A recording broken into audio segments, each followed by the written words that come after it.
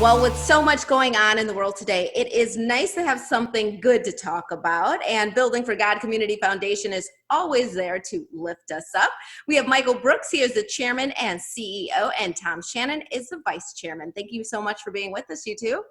Great to be here. Great to be here, Elsa. Happy to have you. So just start out by catching us up on what you've been up to. Well, thanks, Elsa. And I'll start off by just updating a few things that are keeping us busy at the moment. Our Champion in Life grant application window closed at the end of June, which means that now we have a slew of applications that our committee is going through. We'll be interviewing the applicants, we'll be meeting with them, we'll be visiting their location and then making a selection. And those selections will be known later in the fall, and we'll celebrate them in early 2021 at our celebration.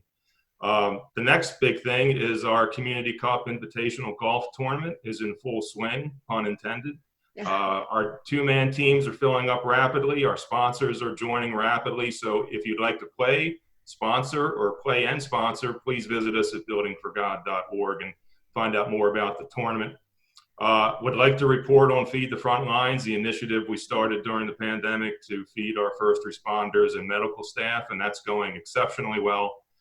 We're over 2,300 individual meals served to those individuals who are so important in our community, and we're not going to stop. It's been so great, and our community has helped out so much that we are going to keep going forward with Feed the Front Lines well after the pandemic is gone. So.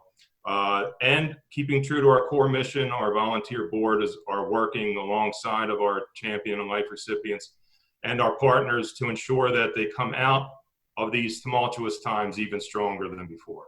One of the things that's unique about your organization is that you do more than just write checks. So tell us about why that's important and how you do that. I mean, Tom just hit on a number of things, Elsa. I mean, I was exhausted listening to it. I mean, we've been busy. Yes, absolutely. The integral part of the foundation, to affect a positive and determined impact in our local community leadership, charitable leadership, is we focus on growth oriented, growth mindset, local charities. And we pick the growth engine of this so that we can get, into the weeds with them and get down with them in terms of understanding what their dreams are, understanding what they think their strengths are and their weaknesses, and then compile a program and a plan and a strategy so that they can reach forward rather than staying, mired in the mud of just reacting day to day to things. And I would have to say, 10 years later, now having some, consistency and maturity and the brand, that without question is the most valuable component of what Building for God Community Foundation is all about. We interact and we integrate with the people that are in our care. And I'm glad you touched on that because it has been 10 years now. So what has changed? More than 10 years, right? What has changed and what has stayed the same during that time? Because that's a long time. I mean, God just continues to bless us greatly.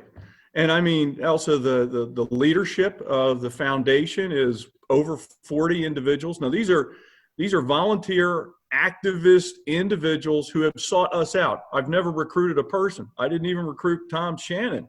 Yeah. Tom sought me out, said, what's going on with the foundation is something I'm called to do and compelled to do. Is there a spot for me?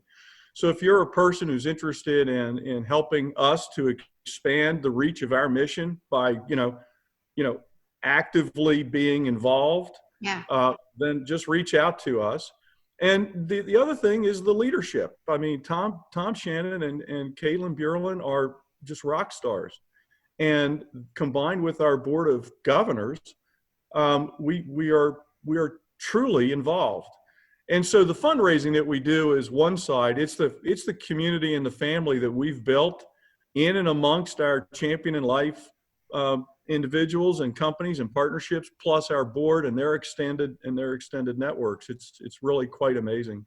And what kind of help are you seeking from the community to meet your mission? What can we do? Well, I think it's a great question. And of course, when you're running a private foundation that helps nonprofits, money is always the gas that runs the engine. So of course, we are seeking donations from the community. They've always helped us out greatly. The other ways to get involved are basically, please learn about us. Go to buildingforgod.org. There's our mission on there. There's a gallery of what we do. There's our Champion in Life recipients that are on there.